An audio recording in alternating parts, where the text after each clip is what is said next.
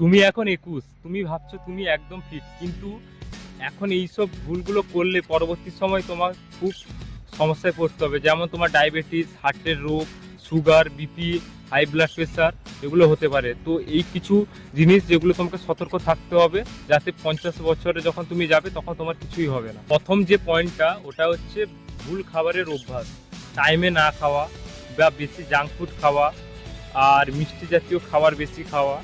তো এইগুলো তোমাকে অ্যাভয়েড করতে হবে, যাতে তুমি ঠিক সময় খেতে পারো, একটা নির্দিষ্ট সময় খেতে পারো, যাতে তোমার সেটা ডাইজেস্ট সিস্টেম ভালো হয়। আর জাঙ্ক ফুড বেশি খাবার, যেটা ব্রেড, বার্গার এইসব জাতীয় বা চাউমিন, এগুলো বেশি না খাওয়া। দ্বিতীয় যে সমস্যাটা সেটা হচ্ছে রাত জাগা, ঘুম কম।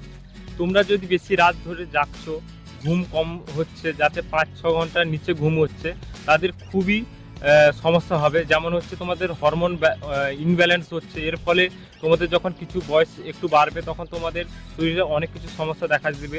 তাই এটা আজকে থেকে একটা ঠিক করো যে দিনে 6 থেকে 7 ঘন্টা কমপক্ষে ঘুম নাও। এক্সারসাইজ না করা 3 নম্বর পয়েন্ট, সময় নেই, এটা হচ্ছে সবচেয়ে বড় অজুহাত।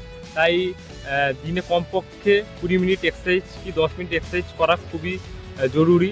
কারণ এতে মেটাবলিজম যে ওটা চলে ওটা একটু হাই হয়, আর তোমার মাসেল গেন একটু ভালো হয়।